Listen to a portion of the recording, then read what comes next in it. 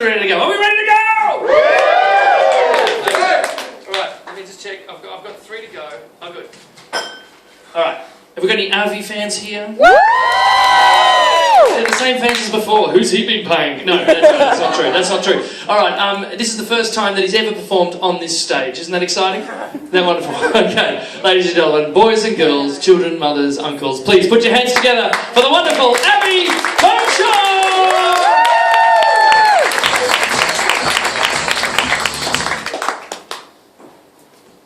Wasn't actually going to tell this particular story tonight, but Cole's been touching on a couple of things that I think feed right into it, with the neo-Nazis and the haircuts. And you probably don't really think anything of it because I'm rocking my freshly licked power socket look right now. But I used to have like this really beautiful, long, flowing, curly Mediterranean hair. It was like right down to the small of my back because, a bit of a metalhead. And I decided one day I would actually stop being a selfish asshole and do something for other people. I shaved my head for charity. Bald as this motherfucker over here. And, sorry, I'm sure your mother is lovely. Sorry, I'm very sorry about that. But just totally bald. And, like a lot of people are like, yeah, that bald look is really rocking for you. You look just like Jamie of Mythbusters. Yeah. Sure, why not? With my big fuck-off leather jacket covered in studs and, big-ass boots. Whatever, I'm on the train just passing Caulfield Station. Caulfield, fairly Jewish suburb, me looking like a neo-Nazi.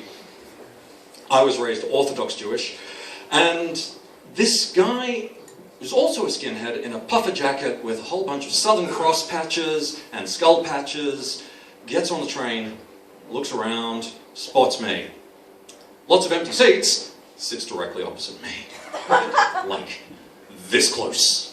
Like, we're touching knees right now, like this. And I'm trying to just ignore this guy, listening to my metal with my big headphones, and he must have heard me listening to something fairly heavy, like Deicide or whatever, because he starts sort of nudging my knee. Like, he's like this. It's like, that's not very comfortable, is it? You would notice that, wouldn't you? Just, like this.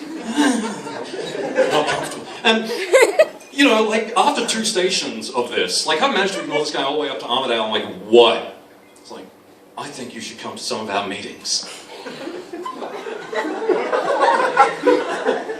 Sorry, excuse me, meetings? Yeah, no, what do you think about the filth problem in the city? Now, garbage isn't so bad in Melbourne. We've got a pretty good sanitation department. And I just sort of look around and notice that the train is full of a whole bunch of Indians and Asians and Sudanese who are now staring at us because this guy's talking in stage whispers that could be heard at the other end of the carriage. And I'm like, yeah? Trying to be as non-committal as possible. And it's like, yeah, I think you should come to our meetings, but you're going to actually have to make sure that those boots, you got the right code. Now, I'd always thought that the neo-Nazi shoelace code was actually a joke. Has anyone heard about this? Different colored shoelaces mean different types of neo-Nazism? I thought it was a joke. It's like, no. It's like, you gotta get rid of those black laces. Me, I've got these white laces, because, I believe in the power of the white race. Okay?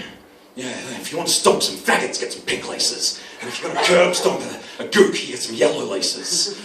Yeah. No, but where do you work? Oh, God, yeah, I work at a bookshop. Do you carry a Stormfront? Stormfront is a neo-Nazi monthly publication, stormfront.org, if anyone is ever interested in this. I don't think anyone here is. Stormfront is also a novel about a wizard by Jim Butcher. So I agree and say, yes, we do have Stormfront. What a coincidence. Oh my God, this guy comes and visits me in the store. Second most uncomfortable thing ever next to my circumcision. So, fuck it, little children, you get cancer next year. I will give it to you myself if I have to, so I don't go through that again. Just the political bullshit. It's getting really bad in this city. We've got a whole bunch of disenfranchised people who think that there's some sort of conspiracy that, oh, Asian taking over. Fuck that, man. I had an Asian city councillor come in to promote his party recently. We all know that the council election's coming up, yeah? Yeah? Yeah. You've got the choice of either the incompetent one or the corrupt one, basically. I vote for the corrupt one because at least he has a plan.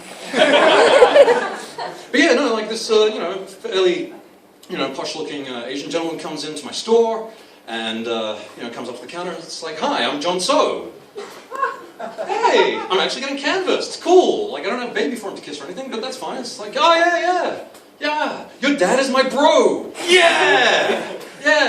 That makes you my nephew. So I'm your uncle. Uncle." "Yeah, I also just got a letter from the council. My building is about to become a construction zone." True story.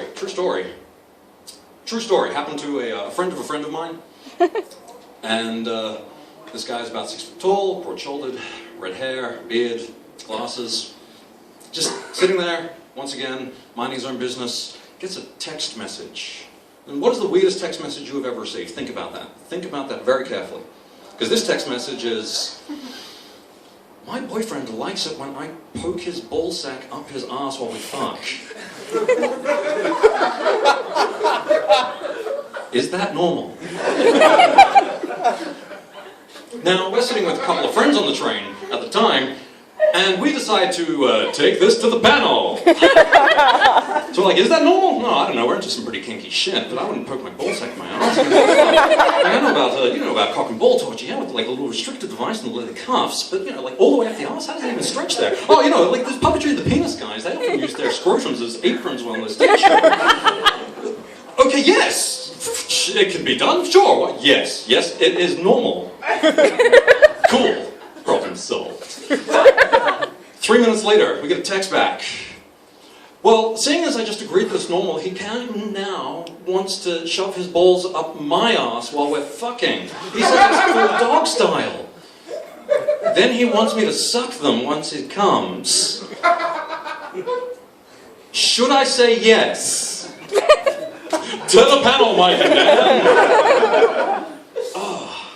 So we're discussing this. Like, should she say yes? I don't know. Like, is she willing to lick his asshole normally? I mean, like you, sir, you enjoy a bit of the analingus, I'm sure. It's yeah, you're looking at the lamp, typical. Every guy's into it, they just won't admit it. But, yeah, see? He knows what I'm talking about. And it's just it's a liberated time. Like, we see people reading 50 Shades of Grey on the train. I saw a guy, reading Pizza Slut on the bus the other day. Like, this is a case of anything goes in society provided it's behind closed doors, so yes, you should allow him to stick his nutsack into your mouth after it's covered in his shit, tell him you enjoy it, and then say, "Oh, Mr. Tumbless, what a lovely tea party." Just in case it's into a little bit of the role play. Like some of these guys like to think they're 12th level satyr. But this is a true story. It happened to a friend of mine. He was about 6 feet tall, with red hair, a beard, and glasses.